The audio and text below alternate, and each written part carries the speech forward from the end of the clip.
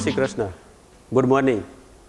આજનો આપણો અલ્ટરનેટિંગ કરંટમાં આગળ વધીએ તો ટ્રાન્સફોર્મર વિશે આપણે સમજવાના છે. આજનો ટોપિક છે ટ્રાન્સફોર્મર.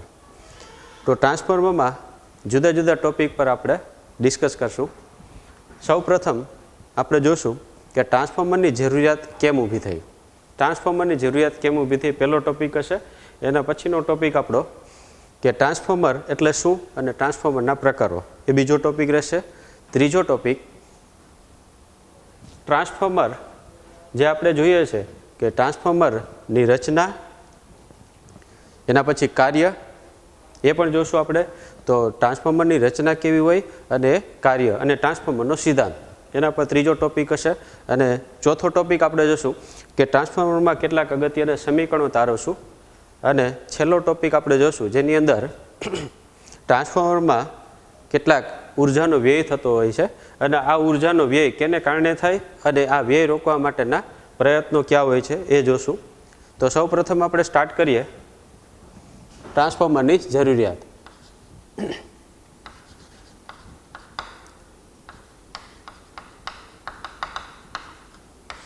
ટ્રાન્સફોર્મર એમાં જુદા જુદા પોઈન્ટ કીધા મેં, એ આપણે આગળ વધીએ.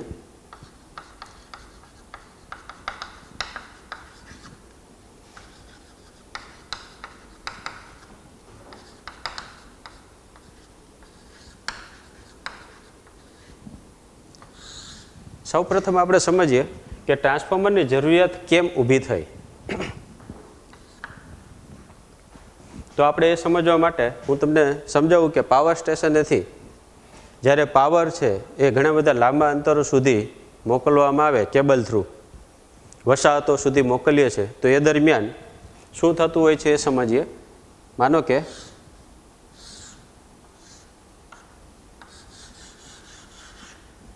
આ છે પાવર સ્ટેશન છે જ્યાંથી પાવર ઉત્પન્ન થાય છે, જનરેટ થાય છે. અને ત્યાંથી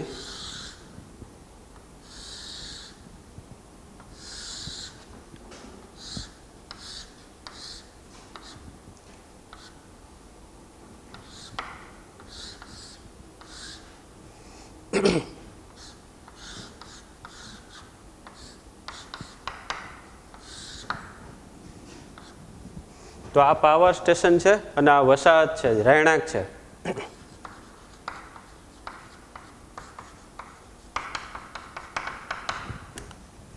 તો આ પાવર સ્ટેશનેથી જે પાવર ઉત્પન્ન થાય છે એ ઘણા બધા લાંબા અંતર સુધી આ કેબલો દ્વારા, આ કેબલ દર્શાવેલ છે, તો આ કેબલો દ્વારા રહેણાંક એટલે કે વસાહત જ્યાં આપણે રહીએ છીએ ત્યાં પાવર પહોંચાડવામાં આવે છે, અથવા તો ઇન્ડસ્ટ્રીમાં પણ પાવર પહોંચાડવામાં આવે છે. તો આ ઘણા બધા લાંબા અંતરને કારણે તમને ખ્યાલ છે આ કેબલ છે એનો પણ કંઈક અવરોધ હોય છે. તો આ કેબલનો કંઈક અવરોધ હોય છે, તો એને કારણે શું થાય તો કે આ કેબલના અવરોધને કારણે પ્રવાહ ઓછો થાય છે. તમે જાણો છો કે I = V/R. હવે જ્યારે અહીંથી પાવર જે ઉત્પન્ન થાય છે એ વસાહત સુધી એટલે કે જે રહેણાંક સુધી આપણે પહોંચાડીએ છીએ, એ દરમિયાન શું થતું હોય તો કે આ કેબલ છે, કોઈ પણ કેબલ છે એને કંઈક ને કંઈક અવરોધ હોય છે. અવરોધ શૂન્ય હોય તેવો કોઈ વાસ્તવિક કેબલ હોતો નથી.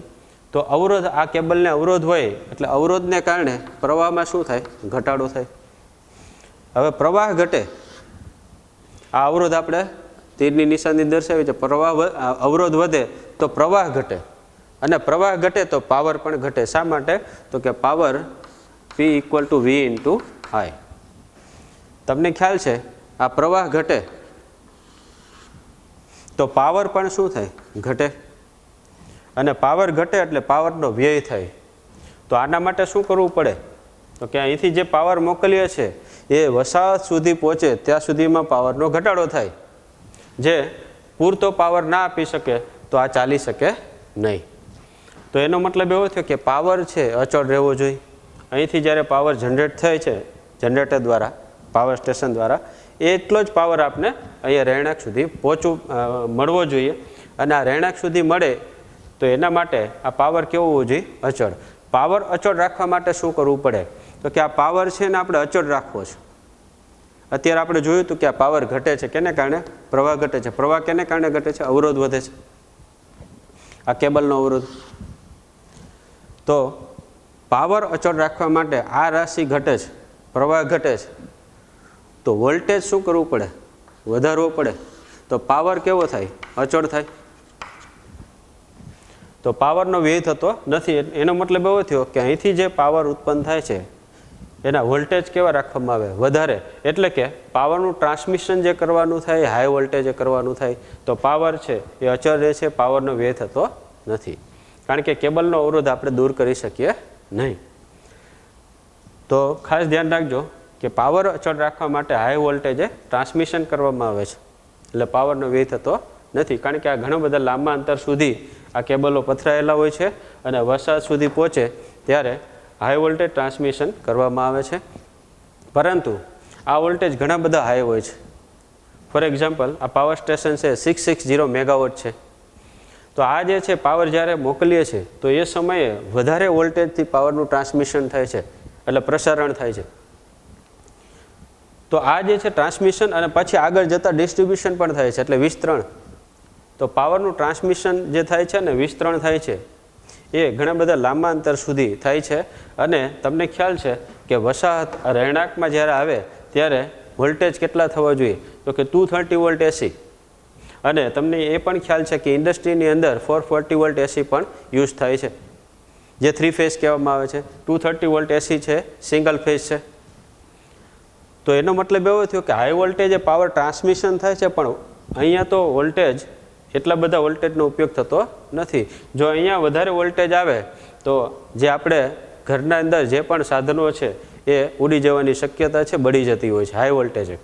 એનો મતલબ એવો થયો કે આ જે 230 વોલ્ટ એસી છે અહીંથી વધારે વોલ્ટેજે પાવર ટ્રાન્સમિટ થાય તો એ વધારે વોલ્ટેજને અહીંયા 230 વોલ્ટમાં ફેરવવું પડે. શા માટે? વોલ્ટેજ છે ઓછા કરવા પડે, તો જ આપણા ઉપકરણો ચાલી શકે, ઇલેક્ટ્રોનિક સાધનો ચાલી શકે. તો એના માટે ટ્રાન્સફોર્મરની જરૂરિયાત ઊભી થઈ કે વધારે વોલ્ટેજથી ઓછા વોલ્ટેજમાં કન્વર્ટ કરવા માટે ટ્રાન્સફોર્મરની જરૂર પડે છે. તો એવી રચના જરૂર પડી કે વધારે વોલ્ટેજથી ઓછા વોલ્ટેજમાં રૂપાંતર, એટલે સ્ટેપ ડાઉન ટ્રાન્સફોર્મર. તો 230 વોલ્ટ એસી મળશે અને એ પણ પાવરના વ્યય સિવાય. પાવરનો વ્યય થતો નથી. જેટલો પાવર અહીંથી મોકલીએ છીએ આપણે પાવર સ્ટેશનથી વસાહત સુધી પહોંચે ત્યાં સુધી પાવર કોન્સ્ટન્ટ હોય છે, અચળ હોય છે. તો લાંબા ટ્રાન્સમિશન જે ઘણું બધું અંતર સુધી જ્યારે પાવરને પહોંચાડવાનો હોય ત્યારે વધારે વોલ્ટેજ એ પાવર આગળ વધે છે અને આ વધારે વોલ્ટેજને ઓછા વોલ્ટેજમાં રૂપાંતર ટ્રાન્સફોર્મર કરે છે. આ સમયે ટ્રાન્સફોર્મરની જરૂરિયાત ઊભી થાય છે.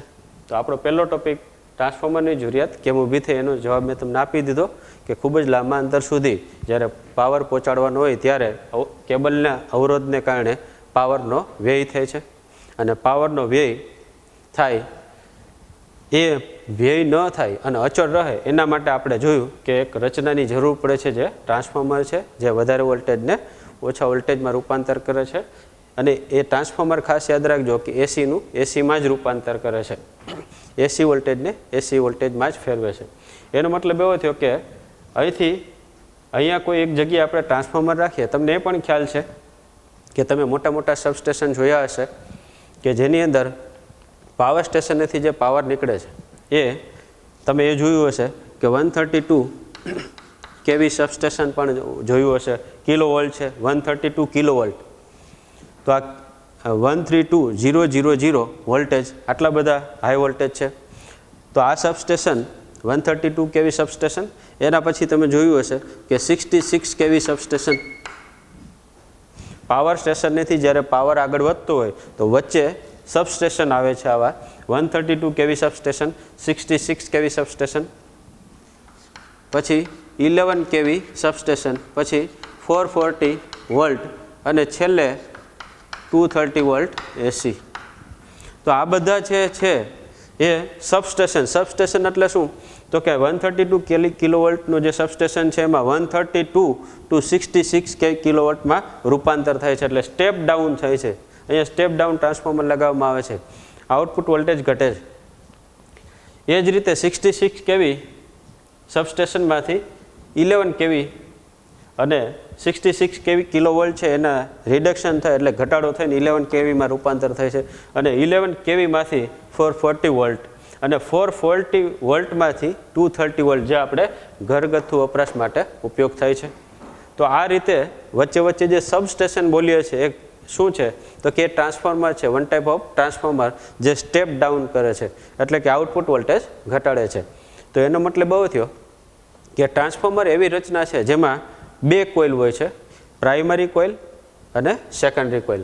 પ્રાઇમરી કોઇલને પ્રાથમિક ગૂંચળું પણ કહેવામાં આવે છે અને સેકન્ડરી કોઇલને ગૌણ ગૂંચળું કહેવામાં આવે છે. તો હવે આપણે સમજશું કે ટ્રાન્સફોર્મર એટલે શું અને તેના પ્રકારો.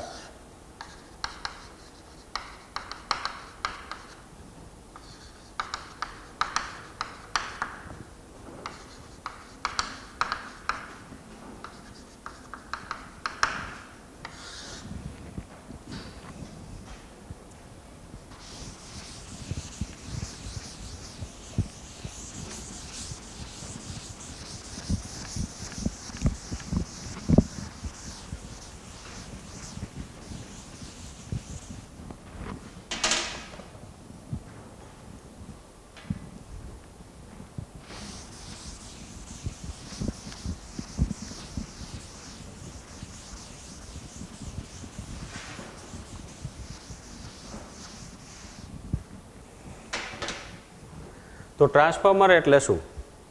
તો કે ટ્રાન્સફોર્મરમાં શું હોય તો કે એક મેગ્નેટિક કોર હોય એટલે કે નરમ લોખંડનો ગર્ભ અથવા કોર કહી શકાય.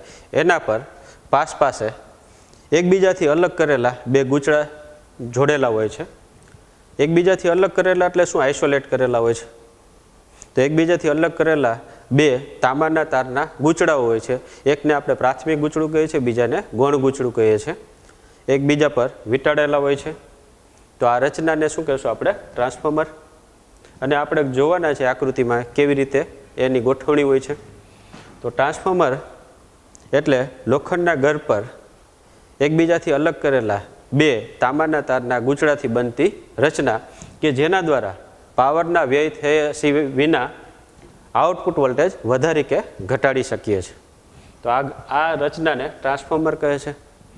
તો ટ્રાન્સફોર્મર અને તેના પ્રકારો. તો પ્રકારો ક્યાં ક્યાં? તો કે બે પ્રકાર ટ્રાન્સફોર્મરના, સ્ટેપ અપ ટ્રાન્સફોર્મર અને સ્ટેપ ડાઉન ટ્રાન્સફોર્મર. તો સ્ટેપ અપ ટ્રાન્સફોર્મર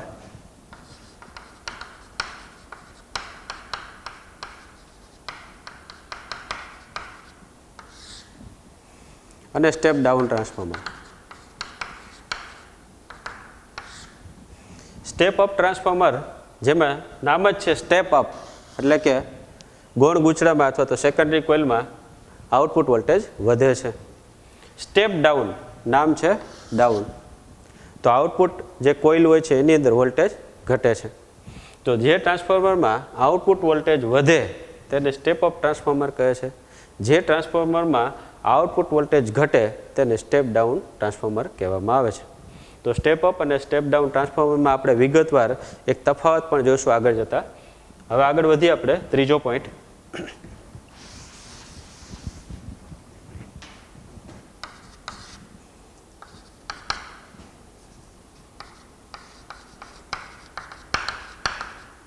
ટ્રાન્સફોર્મરનો સિદ્ધાંત.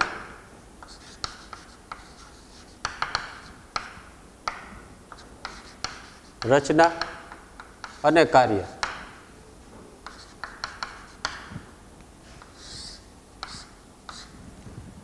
ટ્રાન્સફોર્મર છે કયા સિદ્ધાંત પર કામ કરે? તો કે ટ્રાન્સફોર્મર વિદ્યુત ચુંબકી પ્રેરણના સિદ્ધાંત ઉપર કાર્ય કરે છે, અથવા તો એને અન્યુન્ય પ્રેરણ પણ કહી શકાય. કે પ્રાથમિકમાં આપણે પ્રાથમિક ગૂંચળું એની અંદર સપ્લાય આપીએ તો ગૌણ ગૂંચળામાં પ્રેરિત EMF જનરેટ થાય છે એટલે વિદ્યુત ચુંબકી પ્રેરણના સિદ્ધાંત ઉપર કાર્ય કરે છે, અથવા એને અન્યુની પ્રેરણના સિદ્ધાંત ઉપર કાર્ય કરે છે તેમ કહેવાય. તો ટ્રાન્સફોર્મરનો આ સિદ્ધાંત છે. રચના એટલે એની આકૃતિ કેવી હોય એ આપણે સમજીએ. તો ગૂંચળાની ગોઠવણી આ રીતની હોય છે કંઈક.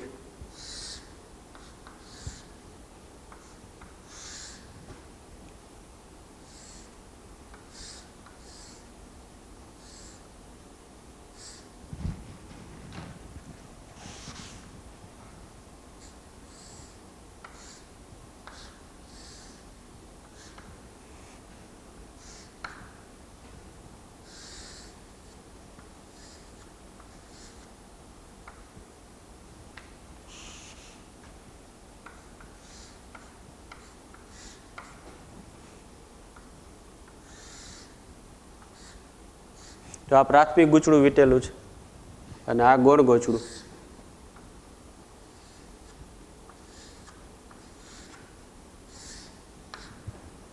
તો આ જે છે એ પ્રાથમિક ગૂંચળું છે, આ ગૌણ ગૂંચળું અથવા પ્રાઇમરી કોઇલ અને આ સેકન્ડરી કોઇલ. અને આ જે છે એ મેગ્નેટિક કોર અથવા તો આને કહેવાય નરમ લોખંડનો ગર્ભ, લંબચોરસ ગર્ભ. એ જ રીતે અહીંયા એક બીજી ગોઠવણી જોઈએ આપણે.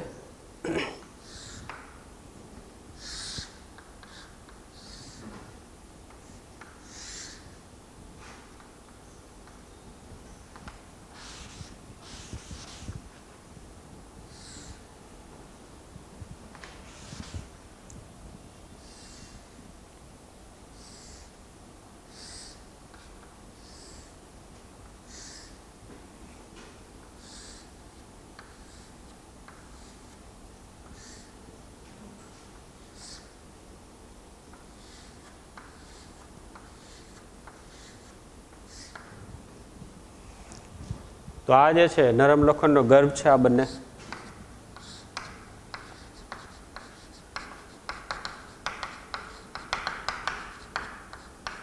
અથવા એને કોર કહેવામાં આવે છે. જેવી રીતે આ પ્રાથમિક ગૂંચળું છે, આ ગૌણ ગૂંચળું છે, આ નરમ લોખંડનો ગર્ભ છે, એ રીતે આ ગૂંચળાની જુદી ગોઠવણી દર્શાવી છે. તો આ જે છે પ્રાથમિક ગૂંચળું છે અને આપણે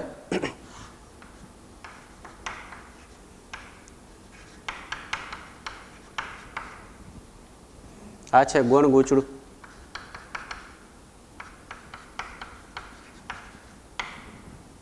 આને પ્રાઇમરી કોઇલ પણ કહેવામાં આવે છે.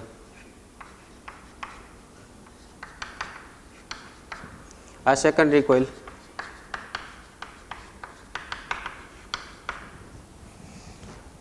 તો આની અંદર આ જે છે એ મેગ્નેટિક કોર છે અથવા તો એને આપણે શું કહીએ છીએ, નરમ લોખંડનો ગર્ભ. તો આ જે છે નરમ લોખંડનો ગર્ભ હોય છે, જેમાં બે ગૂંચળાઓ છે, પ્રાથમિક અને ગૌણ ગૂંચળું, પ્રાઇમરી અને સેકન્ડરી કોઇલ. અહીંયા આપણે આ જે છે એ શું જોયું તો કે આકૃતિની અંદર નરમ લોખંડનો ગર્ભ અને આ જે પ્રાથમિક ગૂંચળા અને ગૌણ ગૂંચળાની જુદી જુદી ગોઠવણી દર્શાવેલી છે. આ પણ એક ગોઠવણી છે ને આમાં પણ એક ગોઠવણી છે. હવે આપણે સમજીએ આ જે રચના છે જોઈએ આપણે, સિદ્ધાંત પણ જોઈ લીધો. હવે કાર્ય કેવી રીતે કામ કરે. તો કે ટ્રાન્સફોર્મરમાં જ્યારે આપણે અહીંયા એસી ઇનપુટ આપવામાં આવે, એસી વોલ્ટેજ, પ્રત્યાવર્તી પ્રવાહ, જ્યારે પ્રાથમિક કોઇલ છે એની અંદર એસી ઇનપુટ વોલ્ટેજ આપવામાં આવે તો શું થાય તો કે અહીંથી ચુંબકી ક્ષેત્ર રેખા આગળ વધશે, જે ગૌણ ગૂંચળા સાથે સંકળાશે. આ ત્રુટક રેખા વડે આપણે ચુંબકી ક્ષેત્ર રેખા દર્શાવેલી છે. જ્યારે અલ્ટરનેટિંગ કરંટ અથવા તો પ્રત્યાવર્તી પ્રવાહ પ્રાથમિક ગૂંચળાને આપવામાં આવે ત્યારે ચુંબકી ક્ષેત્ર મેગ્નેટિક કોર મારફતે આ ગૌણ ગૂંચળા સાથે સંકળાય છે. હવે ચુંબકી ક્ષેત્ર છે એને કારણે ગૌણ ગૂંચળામાં ફ્લક્સમાં ફેરફાર થાય છે, ચુંબકી ફ્લક્સમાં ફેરફાર થાય છે. હવે આ જે ચુંબકી ક્ષેત્રને કારણે ચુંબકી ફ્લક્સમાં ફેરફાર થાય તો તમે જાણો છો કે પ્રેરિત EMF જનરેટ થાય છે. અને પ્રેરિત EMF જનરેટ થાય જેને કારણે પ્રાથમિક ગૂંચળામાં પણ પ્રેરિત EMF જનરેટ થાય છે, ઉત્પન્ન થાય છે, જેને આપણે બેક EMF કહે છે. તો ગૌણ ગૂંચળામાં પ્રેરિત EMF કેટલું થાય અને પ્રાથમિક ગૂંચળામાં પ્રેરિત EMF કેટલું થાય એ આપણે હવે એનું સમીકરણ દર્શાવીએ. તો અહીંયા આપણે આમ લખી શકીએ ટ્રાન્સફોર્મરનો સિદ્ધાંત, રચના અને કાર્ય અને સમીકરણો. તો સમીકરણો આપણે આગળ લખીએ. તો અહીંયા આ બે છેડે પ્રેરિત EMF ને તમે આ જે સેકન્ડરી ગૂંચળું છે epsilon S equal to minus NS d∅dt આમ લખી શકું. એ જ રીતે આ પ્રાથમિક ગૂંચળા સાથે સંકળાયેલું પ્રેરિત EMF epsilon P equal to minus NP d∅dt. ફ્લક્સમાં થતા ફેરફારને કારણે પ્રેરિત EMF આ બેક EMF કહીએ છે, અને આ જે ફ્લક્સનો જે ફેરફાર છે એ આદર્શ ટ્રાન્સફોર્મરમાં ખાસ ધ્યાન રાખજો કે એસી પ્રવાહ જ્યારે આપણે આપીએ ત્યારે આ પ્રાથમિક ગૂંચળા સાથે સંકળાયેલું સંપૂર્ણ ફ્લક્સ એ ગોળ ગૂંચળા સાથે સંકળાયેલું હોય છે, ઉર્જાનો વ્યય થતો નથી. તો epsilon S equal to minus NS dφ/dt, epsilon P equal to minus NP dφ/dt. અહીંયા NP તો કે પ્રાથમિક ગૂંચળાના આટાની સંખ્યા, અહીંયા NS શું દર્શાવે છે તો કે ગૌણ ગૂંચળાના આટાની સંખ્યા, N છે આટાની સંખ્યા દર્શાવે છે. તો આ બે સમીકરણ આપણે આને 1 નંબર આપીએ અને આને 2. હવે ખાસ ધ્યાન રાખજો બીજું કે એપ્સિલોન પીને ઘણી વખત આપણે અહીંયા VP તરીકે પણ દર્શાવે છે અને એપ્સિલોન S છે એને ઘણી વખત આપણે VS તરીકે પણ લઈ શકાય. તો આને આ જ સમીકરણ VP equal to minus NP/dφ/dt અને અહીંયા VS બરાબર માઇનસ NS dφ/dt લખી શકાય. તો સમીકરણ 1/2 લેતા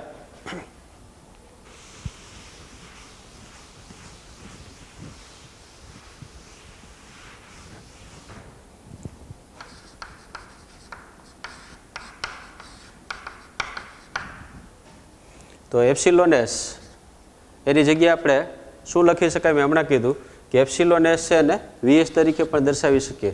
તો આપણે ડાયરેક્ટ લખીએ VS અપોન આ એપ્સિલોન પીની જગ્યાએ VP લખી શકીએ. તો VS upon VP equal to, તો આ જે છે એને આપણે આમ દર્શાવીએ VS upon VP equal to, આને તમે કેપિટલ P પણ લઈ શકો.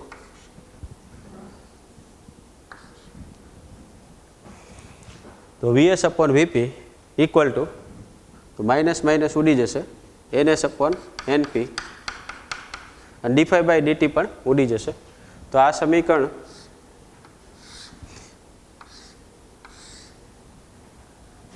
આને આપણે 3 નંબર આપી દઈએ. હવે એક ખાસ યાદ રાખજો કે આના સિવાયનું એક સમીકરણ છે જેને આપણે આમ લખીએ છીએ કે એને VS upon VP equal to NS upon NP equal to φS upon φP. તો અહીંયા જોવો જોઈએ આ VS છે, આ એપ્સિલોન એસની જગ્યાએ આપણે અહીંયા VS દર્શાવી દીધું હમણાં, આને VS પણ લખી શકાય. અને આને શું દર્શાવ્યું આપણે VP તરીકે પણ લઈ શકાય. તો VS અપોન VP, NS શું દર્શાવે છે તો કે આ આટાની સંખ્યા છે એને આપણે NS દર્શાવી દઈએ, આ આટાની સંખ્યાને NP દર્શાવી દઈએ, આ ગોળ ગૂંચળાના આટાની સંખ્યા છે, આ પ્રાથમિક ગૂંચળાના આટાની સંખ્યા છે, અને φS તો આ પ્રાથમિક ગૂંચળા સાથે સંકળાયેલું ફ્લક્સ છે એને φP કહી દઈએ, અને આ ગૌણ ગૂંચળા સાથે સંકળાયેલું ફ્લક્સ છે એને φS કહી દઈએ. તો આ જે છે ગૌણ ગૂંચળા સાથે સંકળાયેલ ફ્લક્સ અને આ પ્રાથમિક ગૂંચળા સાથે સંકળાયેલ ફ્લક્સ છે. હવે આ જે છે એ પણ ખાસ યાદ રાખજો, આ સમીકરણ પણ એટલું જ મહત્વનું છે. આને હું 4 નંબર આપી દઉં. બીજું, જ્યારે આપણે આદર્શ ટ્રાન્સફોર્મરની વાત કરીએ તો આદર્શ ટ્રાન્સફોર્મરમાં ઉર્જાનો વ્યય થતો નથી, એટલે output power equal to input power હોય છે. હવે આઉટપુટ પાવર એટલે આપણે અહીંયા જોઈએ તો આ પાવરને આપણે PS કહી દઈએ, ઇનપુટ પાવર અહીંયા જોઈએ તો એને આપણે PP કહી દઈએ. તો આ ઇનપુટ પાવર અને આ આઉટપુટ પાવર. તો P∗P એટલે પ્રાથમિક ગૂંચળા સાથે સંકળાયેલું પાવર જેને ઇનપુટ પાવર કહેવાય, અને P∗S જે ગૌણ ગૂંચળા સાથે સંકળાયેલો પાવર છે.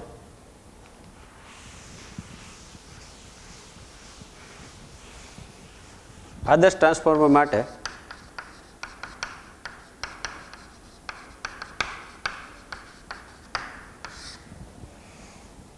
હમણાં જ કીધું આપણે બંને પાવર સમાન થશે, તો PS equal to PP, output power equal to input power.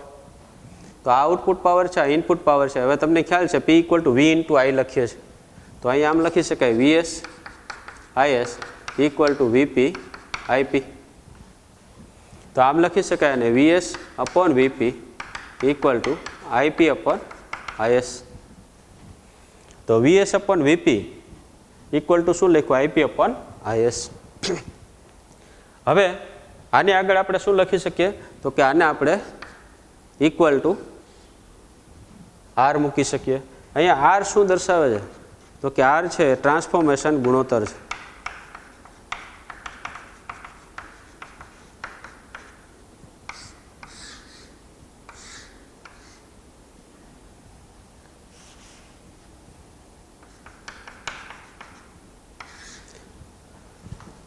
VS upon VP equal to IP upon IS equal to R, જ્યાં R છે ટ્રાન્સફોર્મેશન ગુણોત્તર. આના પરથી શું જાણી શકીએ ટ્રાન્સફોર્મેશન ગુણોત્તર પરથી? તો કે ટ્રાન્સફોર્મેશન ગુણોત્તર પરથી આપણે જાણી શકીએ કે સ્ટેપ અપ ટ્રાન્સફોર્મર છે કે સ્ટેપ ડાઉન ટ્રાન્સફોર્મર છે. તો સ્ટેપ અપ ટ્રાન્સફોર્મર માટે R ગ્રેટર દેન 1 હોય છે અને સ્ટેપ ડાઉન ટ્રાન્સફોર્મર માટે R લેસ દેન 1 હોય છે. ખાસ યાદ રાખજો, MCQ તરીકે પૂછી શકાય કે આ સ્ટેપ અપ ટ્રાન્સફોર્મર માટે, આ સ્ટેપ ડાઉન ટ્રાન્સફોર્મર માટેની શરત છે. તો જ્યારે R ગ્રેટર દેન 1 કહેવામાં આવે ત્યારે step up transformer, R less than 1 હોય તો સ્ટેપ ડાઉન ટ્રાન્સફોર્મર.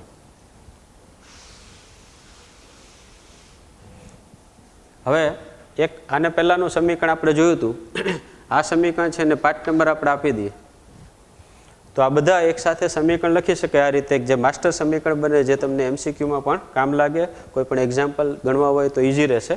તો એક આખું ઇક્વેશન આપણે બનાવીએ જે આપણે આગળ જોઈ ગયા તે જ. તો 5S upon 5P equal to NS upon NP equal to VS upon VP equal to IP upon IS equal to R.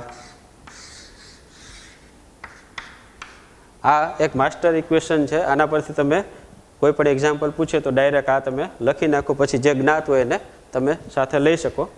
5S શું દર્શાવે છે?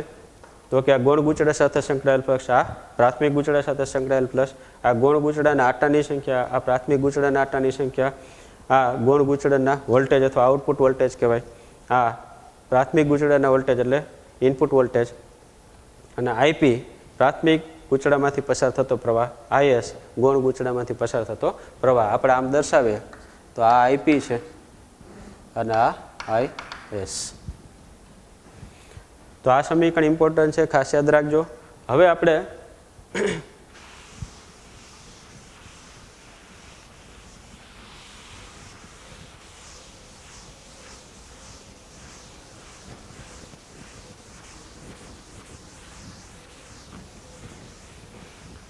મેં તમને કીધું હતું કે ટ્રાન્સફોર્મર એટલે શું, એમાં તેના પ્રકારો તો 2 પ્રકાર હતા જેને આપણે એક તફાવત સ્વરૂપે જોશું, અને એમાંથી MCQ પણ પૂછી શકાય અને પૂછાયેલા પણ છે.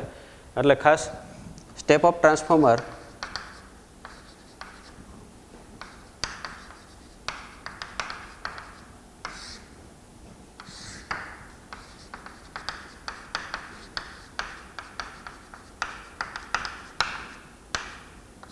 Step down transformer. તો એક બાજુનું આવડતું હશે તો બાકીનું આપણે આવડી જશે. આ બેની વ્યાખ્યા તો મેં તમને કીધું હતું, જે ટ્રાન્સફોર્મર દ્વારા આઉટપુટ વોલ્ટેજ વધારી શકાય તેવા ટ્રાન્સફોર્મરને સ્ટેપ અપ ટ્રાન્સફોર્મર કહે. જે ટ્રાન્સફોર્મર દ્વારા આઉટપુટ વોલ્ટેજ ઘટાડવામાં આવે અથવા તો ઘટાડી શકાય તે ટ્રાન્સફોર્મરને સ્ટેપ ડાઉન ટ્રાન્સફોર્મર કહે છે. તો હવે સૌથી પહેલાં આપણે જોઈએ, તમને એક ખ્યાલ છે આ સમીકરણ પરથી આપણે બાકીના સંબંધ મેળવી શકશું. અહીંયા ચેક કરો તમે, આ જ સમીકરણને ઉપર લખ્યું 5S upon 5P equal to NS upon NP equal to VS upon VP IP upon IS equal to R. તો આ સમીકરણ આપણે અહીંયા દર્શાવી દીધું જે હતું એ જ. હવે તમને ખ્યાલ છે કે સ્ટેપ અપ ટ્રાન્સફોર્મર છે એની અંદર R ગ્રેટર દેન શું હોય? 1 હોય છે. તો R ગ્રેટર દેન 1 લઈએ તો અહીંયા તમે ચેક કરી શકો કે IP upon IS greater than શું લખી શકાય? 1. કારણ કે IP upon IS equal to જો R હોય, ઇક્વલ ટુ R, અને ગ્રેટર દેન 1 નહીં હોય તો IP upon IS greater than 1 direct લખી શકો. તેથી IP ગ્રેટર દેન શું લખાય? IS. એક આ સંબંધ મળ્યો આપને સ્ટેપ અપ ટ્રાન્સફોર્મર માટે. તો સ્ટેપ અપ ટ્રાન્સફોર્મર માટે R ગ્રેટર દેન 1, જે મેં તમને આગળ કીધું હતું, આ છે ટ્રાન્સફોર્મેશન ગુણોત્તર છે, જે સ્ટેપ અપ ટ્રાન્સફોર્મર માટે ગ્રેટર દેન 1 હોય છે. તો એક સંબંધ આ પણ મળી ગયો સ્ટેપ અપ ટ્રાન્સફોર્મર માટે, IP ગ્રેટર દેન IS હોય છે. એ જ રીતે જો હું આની સરખામણી કરું આ બંનેની, કે VS upon VP greater than 1, તો VS ગ્રેટર દેન VP થાય શા માટે આ વીપી આની સાથે ગુણાય તો વીએસ ગ્રેટર ધેન વીપી, આ સ્ટેપ ઓફ ટ્રાન્સફોર્મર માટેની શરત. એ જ રીતે હવે હું આને સરખાવી દઉં તો આ રીતે NS upon NP greater than 1 લઈ શકાય. તેથી NS ગ્રેટર ધેન NP એક આ સંબંધ મળ્યો. એ જ રીતે ફ્લક્સ સાથે તમે સરખાવી શકો, 5S upon 5P greater than 1, તો 5S ગ્રેટર ધેન 5P થાય, જે તમે જાણો છો. હવે આ રીતે સંબંધ મેળવી શકાય. એમાં ખાસ કરીને આ સંબંધ અહીંયા આપણે લખીએ છીએ, એક તફાવત સ્વરૂપે દર્શાવીએ. તો પહેલો સ્ટેપ ઓફ ટ્રાન્સફોર્મરમાં 5S ગ્રેટર ધેન, સૌથી પહેલાં આ વોલ્ટેજનું જ લખીએ. સ્ટેપ અપ થાય છે જો VS ગ્રેટર ધેન VP છે, આઉટપુટ વોલ્ટેજ ઇનપુટ વોલ્ટેજ કરતાં વધારે હોય છે. તો VS greater than VP, input વોલ્ટેજને આપણે VP એટલે પ્રાથમિક ગૂંચળા સાથે સંકળાયેલ વોલ્ટેજ છે, આ છે ગૌણ ગૂંચળા સાથે સંકળાયેલ વોલ્ટેજ એટલે આઉટપુટ વોલ્ટેજ, આ ઇનપુટ વોલ્ટેજના આઉટપુટ વોલ્ટેજ. તો VS ગ્રેટર ધેન VP. બીજો સંબંધ લઈએ આપણે NS ગ્રેટર ધેન NP. આ લઈ લીધું આપણે, આ લઈ લીધું, આ લઈએ. ત્રીજું IP ગ્રેટર ધેન IS. ખાસ યાદ રાખજો, આ સમીકરણ યાદ રાખવા માટે 5S upon 5P NS upon NP VS upon VP. અહીંયા ખાસ ધ્યાન રાખજો, અહીંયા બધે S છે, અહીંયા માત્ર શું છે P છે, ઇક્વલ ટુ R. તો આ જે છે બધા ઉપર S છે, અહીંયા P છે, અહીંયા P અને S. જ્યારે પ્રવાહ આવશે ત્યારે આ ઉલટાઈ જશે S અને P, તો આ P અને S થશે. તો જ્યારે સમીકરણ લખતી વખતે ખાસ ધ્યાન રાખજો કે પ્રવાહ આવે ત્યારે આના કરતાં ઉલટાઈ જાય છે. અહીંયા ઉપર S છે, અહીંયા નીચે P છે, અહીંયા ઉપર P છે, અહીંયા નીચે S છે. તો IP ગ્રેટર ધેન IS. હવે એના પછી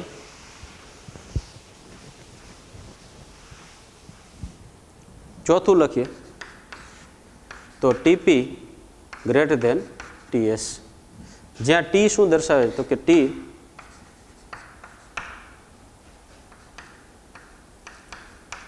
ગૂંચળાના તારની જાડાઈ, થિકનેસ. જાડાઈને શું કહે છે આપણે? થિકનેસ. તો પ્રાથમિક ગૂંચળાના તારની જાડાઈ TP વડે દર્શાવે છે, ગૌણ ગૂંચળાના તારની જાડાઈ TS વડે દર્શાવે છે. પાંચમા પોઈન્ટમાં આપણે લઈએ તો હવે એક સંબંધ છે જે મેં હમણાં તમને લખેલું હતું, R ગ્રેટર ધેન 1, ટ્રાન્સફોર્મેશન ગુણોત્તર રેશિયો ગ્રેટર ધેન 1 હોય છે. અને છઠ્ઠો point FP equal to FS. આ આવૃત્તિ છે, આવૃત્તિ. તો પ્રાથમિક ગૂંચળામાં અને ગૌણ ગૂંચળામાં આવૃત્તિમાં કોઈ ફેરફાર થતો નથી. તો આ પોઈન્ટ છે બધા સ્ટેપ ઓફ ટ્રાન્સફોર્મરના. અને સ્ટેપ ડાઉન ટ્રાન્સફોર્મરના તમે સામે લખી શકો VS અથવા VP greater than VS, NP greater than NS, IS greater than IP, TS greater than TP,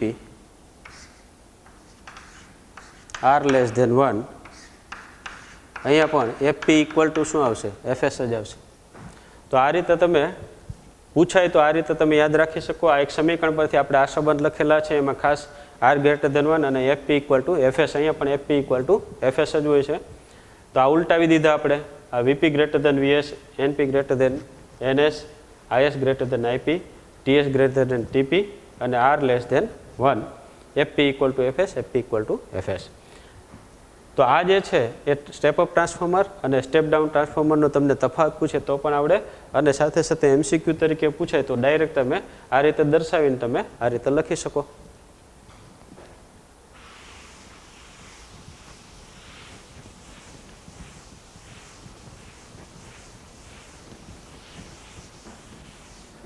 હજી એક સમીકરણ જે ટ્રાન્સફોર્મરની કાર્યક્ષમતા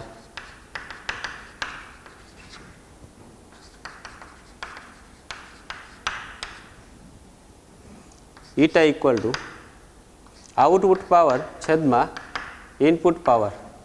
આઉટપુટ પાવરને આપણે PS તરીકે દર્શાવીએ, ઇનપુટ પાવરને PP તરીકે દર્શાવીએ છીએ, ઇન્ટુ 100% પર્સન્ટેજમાં પૂછે તો.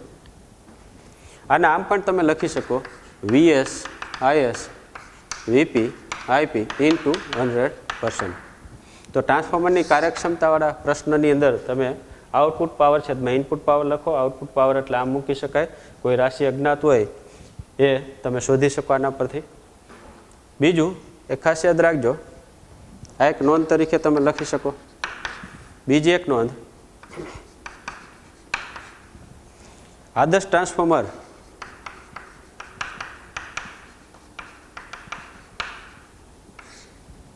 અને વાસ્તવિક ટ્રાન્સફોર્મર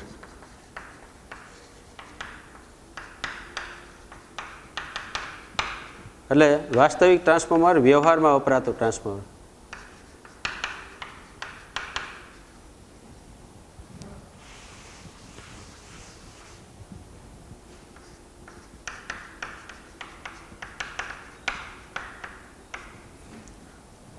તો આદર્શ ટ્રાન્સફોર્મર અને વાસ્તવિક ટ્રાન્સફોર્મર બંને વચ્ચેનો તફાવત આપણે જોઈએ ને આમાંથી કેવા MCQ પૂછાય એ આપણે જોઈએ. તો આદર્શ ટ્રાન્સફોર્મરમાં તમને ખબર છે input power equal to output power હોય છે. જ્યારે વાસ્તવિક ટ્રાન્સફોર્મર એટલે કે વ્યવહારમાં વપરાતું જે ટ્રાન્સફોર્મર છે એની અંદર ઉર્જાનો વ્યય થાય છે, એને કારણે આઉટપુટ પાવર એ ઓછો હોય છે ઇનપુટ પાવર કરતાં. તો આની અંદર આપણે જોઈએ, હમણાં જોયું તો આદર્શ ટ્રાન્સફોર્મરમાં આપણે કે PS ઇક્વલ ટુ PP થાય, પરંતુ આની અંદર PS આઉટપુટ પાવર ઓછો ઇનપુટ પાવર કરતાં. તો આને આમ પણ લખી શકો VS IS VP IP. તો આવો સંબંધ તમને પૂછાય તો આ સંબંધ સાચો છે આદર્શ ટ્રાન્સફોર્મર માટે. અને આમ પણ પૂછી શકાય VS upon VP equal to IP upon IS. આદર્શ ટ્રાન્સફોર્મર માટે આ સંબંધ સાચો છે. એ જ રીતે આની અંદર લખીએ તો આમાં આવે VS IS less than VP IP. હવે VS upon VP less than IP upon IS. શું કર્યું આપણે? VSના છેદમાં VP લીધું, IS આના છેદમાં જવા દીધું. તો આ સંબંધ પણ સાચો છે, આ સંબંધ પણ સાચો છે. જ્યારે વાસ્તવિક ટ્રાન્સફોર્મર કહીએ અથવા તો વ્યવહારમાં વપરાતા ટ્રાન્સફોર્મરમાં આ સંબંધ સાચા છે, ખાસ યાદ રાખજો. અને આઉટપુટ પાવર એ ઓછો હોય છે ઇનપુટ કરતાં. શા માટે? ઉર્જાનો વ્યય થતો હોય છે. જ્યારે આદર્શ ટ્રાન્સફોર્મરમાં કોઈ ઉર્જાનો વ્યય થતો નથી, તેથી input power equal to output power હોય છે.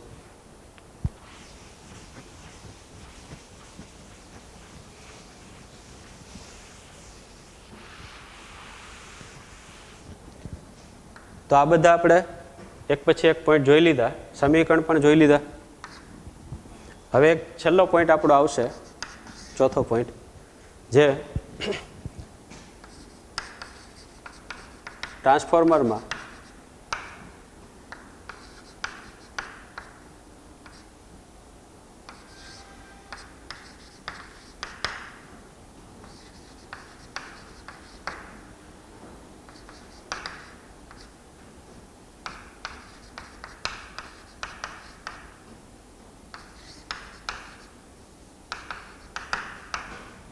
ટ્રાન્સફોર્મરમાં થતા ઉર્જાનો વ્યય અને તેને ઘટાડવાના ઉપાયો.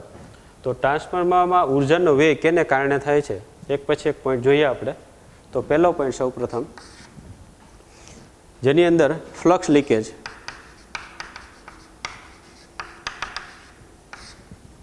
તો ફ્લક્સ લીકેજ એટલે શું, પહેલાં એ સમજીએ. તો કે ફ્લક્સ લીકેજ કેને કારણે થાય? તો કે તમને ખ્યાલ છે કે આ જે છે ટ્રાન્સફોર્મરની જે રચના જોઈતી એની અંદર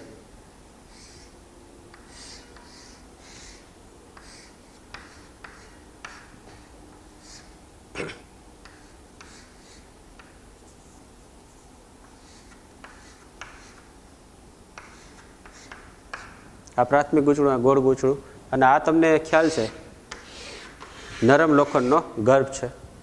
તો આ નરમ લોખંડનો ગર્ભ છે, આ લંબચોરસ ગર્ભ, એનું વાઇન્ડિંગ આ નરમ લોખંડનો જે ગર્ભ છે એની ડિઝાઇન બરાબર ના થઈ હોય, એનું નબળી ડિઝાઇન હોય, એટલે કે આની અંદર કંઈક એવો પ્રોબ્લેમ હોય.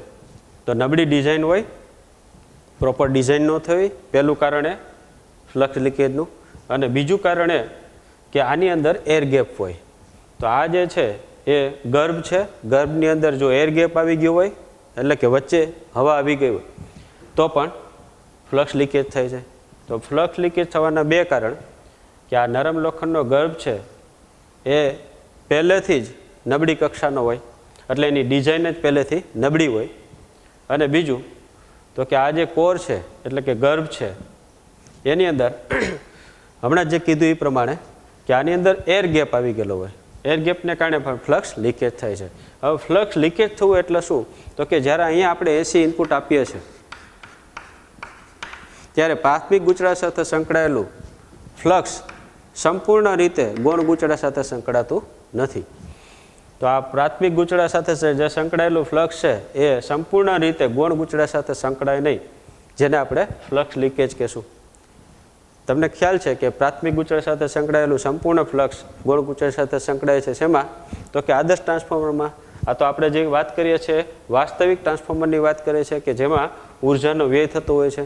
તો વાસ્તવિક ટ્રાન્સફોર્મરની અંદર ફ્લક્સ લીકેજ થાય છે, જે કેને કારણે થાય છે મેં તમને સમજાવી દીધું. એક તો આ ગર્ભ છે એની ડિઝાઇનમાં પ્રોબ્લેમ હોય, નબળી ડિઝાઇનવાળી, અથવા તો આ ગર્ભની અંદર એર ગેપ હોય. હવે માનો કે ફ્લક્સ લીકેજ આપણે ઘટાડવું છે તો શું કરવું પડે? તો કે પ્રાથમિક ગૂંચળું અને ગૌણ ગૂંચળું એકબીજા પર વીંટાળીને આ ફ્લક્સ લીકેજ છે ઓછો કરી શકાય છે, લઘુત્તમ કરી શકાય છે.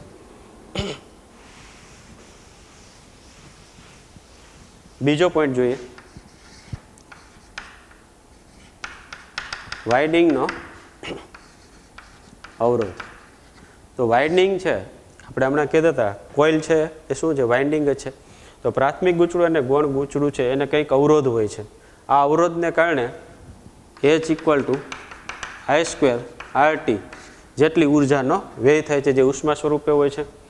તો વાઇન્ડિંગના અવરોધને કારણે આટલી ઉર્જાનો વ્યય થાય છે. હવે આ વ્યય ઘટાડવા માટે શું કરવું પડે? તો કે આ વ્યય ઘટાડવા માટે વધારે પ્રવાહ અને ઓછા વોલ્ટેજવાળા વાઇન્ડિંગવાળા જે જાડા તારનો ઉપયોગ કરીએ તો વાઇન્ડિંગનો અવરોધ છે એ આપણે ઓછો કરી શકીએ છીએ. એટલે કે ઉષ્મા ઉર્જા સ્વરૂપે વેડફાતી વ્યય ઓછી કરી શકાય છે, વ્યય લઘુત્તમ કરી શકાય છે. વધારે પ્રવાહ અને ઓછા વોલ્ટેજવાળા વાઇન્ડિંગ જે છે એનો જાડો તારનો ઉપયોગ કરીએ તો વાઇન્ડિંગનો અવરોધ ઓછો થઈ શકે છે અને જેને કારણે ઉર્જાનો વ્યય ઓછો કરી શકાય છે, લઘુત્તમ કરી શકાય છે. ત્રીજો પોઈન્ટ, એડી કરંટ અથવા એડી પ્રવાહ લખીએ આપણે, જેને ઘૂમરી પ્રવાહ પણ કહેવામાં આવે છે. હવે એડી પ્રવાહ છે કેને કારણે જોવા મળે છે? તો કે તમને ખ્યાલ છે કે પ્રત્યાવર્તી પ્રવાહ આપણે જ્યારે પણ પ્રાથમિક ગૂંચળાને આપીએ તો પ્રત્યાવર્તી ફ્લક્સ જે એને આપણે તમને ખ્યાલ છે કે ફ્લક્સ જનરેટ થાય છે. તો પ્રત્યાવર્તી ફ્લક્સને કારણે ગર્ભમાં એડી પ્રવાહ રચાય છે. તો પ્રત્યાવર્તી ફ્લક્સને કારણે, પ્રત્યાવર્તી એટલે તમને ખ્યાલ છે અલ્ટરનેટ, એ ફ્લક્સને કારણે જે આપણે નરમ લોખંડનો ગર્ભ હતો એની અંદર એડી પ્રવાહ રચાય છે, જેને કારણે ઉષ્મા ઉત્પન્ન થાય છે, જે ઉર્જાનો વ્યય છે. તો આ જે છે એડી પ્રવાહ ઓછો કરવા માટે શું કરવું પડે? તો કે એડી પ્રવાહ ઓછો કરવા માટે એક જે ગર્ભ બને છે એની અંદર પાતળી પટ્ટી હોય છે અને સ્તર હોય છે, એકબીજા પાસે નજીક મૂકી અને ગર્ભ તૈયાર કરવામાં આવે છે. તો આ જે આપણે લંબચોરસ ગર્ભ છે એમાં પાતળી પટ્ટીઓ અને સ્તરોવાળું જે ગર્ભનો ઉપયોગ કરીએ તો એડી પ્રવાહ ઓછો કરી શકાય છે. કેવી રીતે હું તમને પ્રેક્ટિકલી બતાવીશ કે કેવી રીતે થાય. હવે આના પછીનો એક પોઈન્ટ હશે એમાં સમજાવીશ. ચોથો, હિસ્ટ્રેસિસ.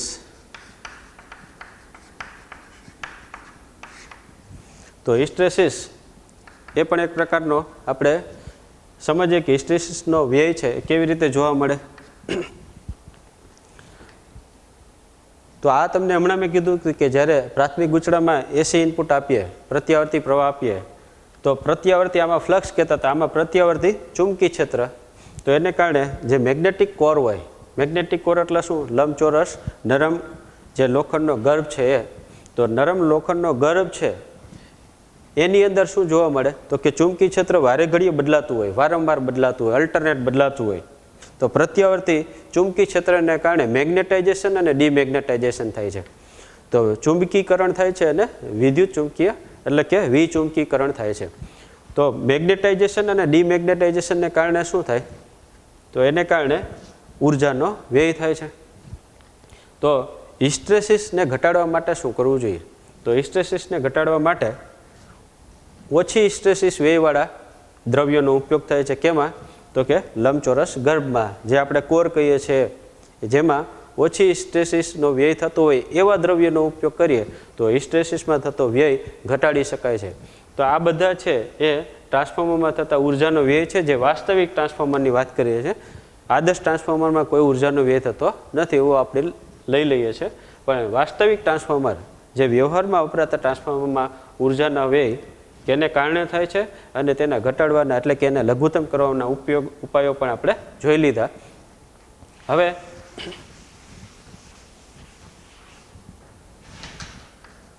પાંચમો પોઈન્ટ, જેની અંદર હું પ્રેક્ટિકલી બતાવીશ કે ટ્રાન્સફોર્મર કેવા પ્રકારનું હોય, ટ્રાન્સફોર્મરમાં પ્રાથમિક ગૂંચળું અને ગૌણ ગૂંચળું કેવા પ્રકારનું હોય એ હું તમને સમજાવું. હવે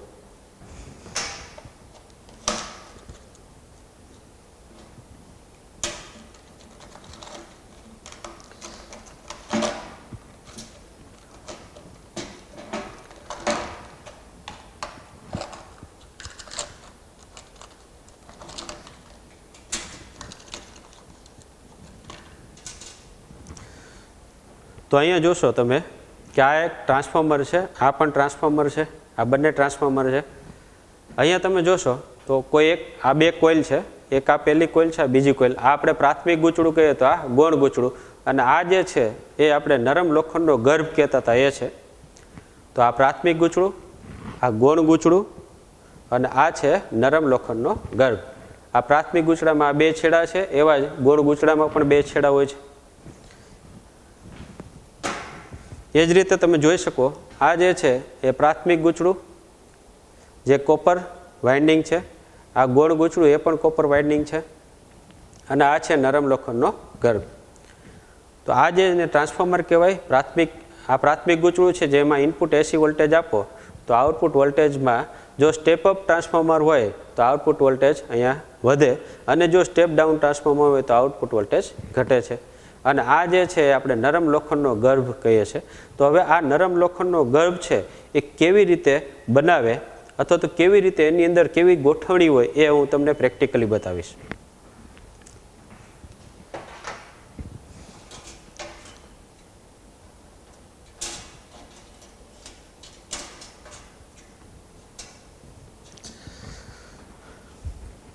હવે નરમ લોખંડનો ગર્ભ છે એની અંદર તમે જોઈ શકો છો આ ઈ આકાર છે અને આ આય આકાર છે. તો આ ઈ આકાર છે, અંગ્રેજીમાં જે ઈ સંકેત હોય છે, સિમ્બોલ છે, આ ઈ છે, અને આ અંગ્રેજીનો આય આકાર. તો ઈ અને આય આકાર અને આ બે કોઇલ, આ જે છે એ કોપર વાઇન્ડિંગ કોઇલ છે. આ પ્રાથમિક ગૂંચળું કહીએ, આ ગૌણ ગૂંચળું કહીએ. તો આ પ્રાથમિક ગૂંચળું અને ગૌણ ગૂંચળું આ રીતે તમે જોઈ શકો છો. હવે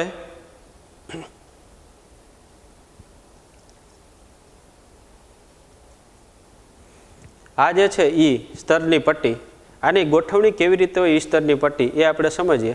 તો ઈ સ્તરની પટ્ટી આ રીતે મૂકવામાં આવે છે, કંઈક આ રીતે ગોઠવી દીધી આ ઈ સ્તરની પટ્ટી. બીજી ઈ સ્તરની પટ્ટી આ રીતે ઇન્સર્ટ કરવામાં આવે છે, આ રીતે ગોઠવી દીધી ઉપરથી, એક નીચેથી અને એક ઉપરથી. અને આ જે આઈ પટ્ટી છે એ આઈ પટ્ટી અહીંયા લગાવવામાં આવે છે ઉપર. તો આ જે છે એ આઈ પટ્ટી થઈ ગઈ. વળી પાછું શું કરવાનું તો કે આઈ પટ્ટી એક, આ જે આટલું થઈ ગયું પછી ઈ પટ્ટી પાછી દાખલ કરવાની, ઈ પટ્ટી અહીંથી દાખલ કરવાની, આઈ પટ્ટી આ રીતે લગાવવાની. એક પછી ઈ પટ્ટી ઇન્સર્ટ કરતા જાય અને એક લોખંડનો ગર્ભ તૈયાર થઈ જાય, જે મેં હમણાં તમને ટ્રાન્સફોર્મર બતાવ્યું હતું એ રીતે જોવા મળશે. તો આ જે છે એ આઈ પટ્ટી, આ ઈ પટ્ટી અને એક આ બીજી ઈ પટ્ટી.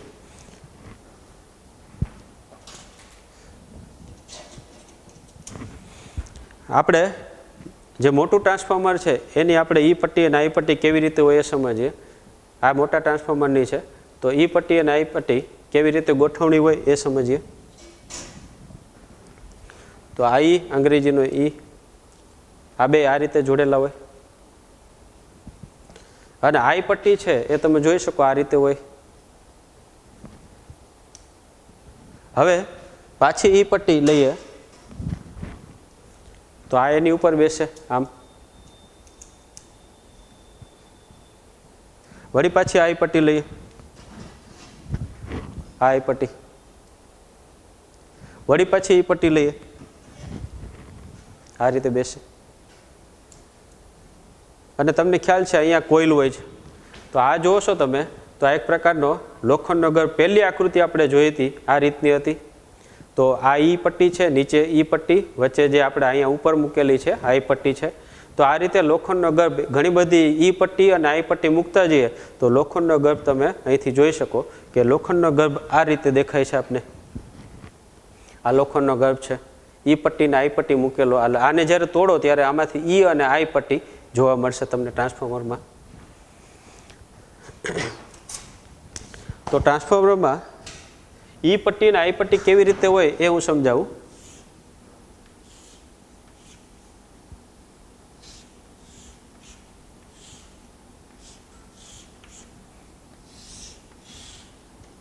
તમે જોઈ શકો છો આ ઈ, એ જ રીતે સામે લઈએ આપણે.